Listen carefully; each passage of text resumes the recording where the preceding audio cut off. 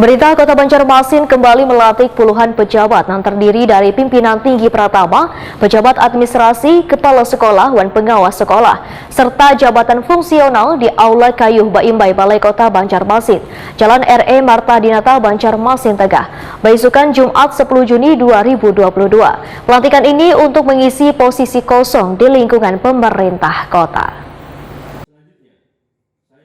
Pemerintah Kota Banjarmasin kembali melantik puluhan pejabat yang terdiri dari pimpinan tinggi Pratama, pejabat administrasi, kepala sekolah, dan pengawas sekolah, serta jabatan fungsional di Aula Kayuh Baimbai Balai Kota Banjarmasin, Jalan RE Marta Dinata, Banjarmasin Tengah, beisukan Jumat 10 Juni 2022.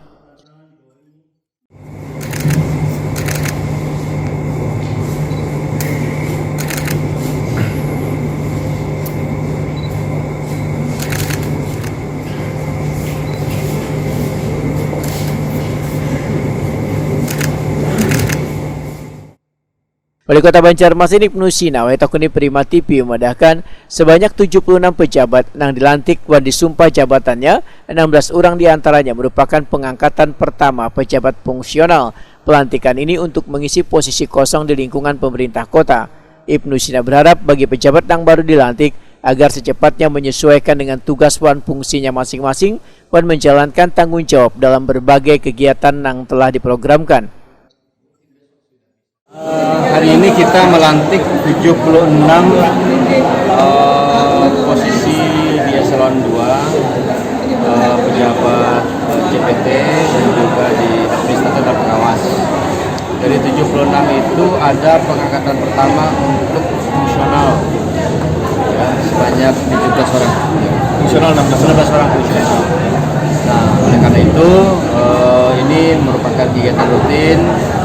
Kalau Pak Yusna sebagai Kepala Dinas Dukcapil itu kemarin harusnya bisa berbarengan dengan yang hasil jabatan, tetapi karena Dukcapil itu ada perlakuan khusus harus dapat rekomendasi dari Menteri Dalam Negeri dan ikut dalam fit and proper test dengan Dirjen Dukcapil sehingga agak tertunda. Jadi alhamdulillah hari ini bisa dilatih sama-sama.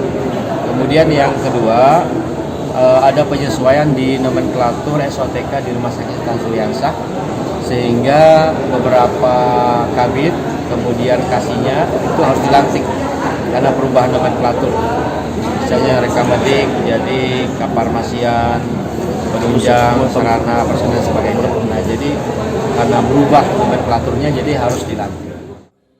Ibnu Sina menambahkan, jabatan Kepala Badan Kesatuan Bangsawan Politik Banjarmasin serta beberapa posisi lainnya masih ada yang kosong dikarenakan di tahun ini pejabat yang bersangkutan memasuki masa pensiun.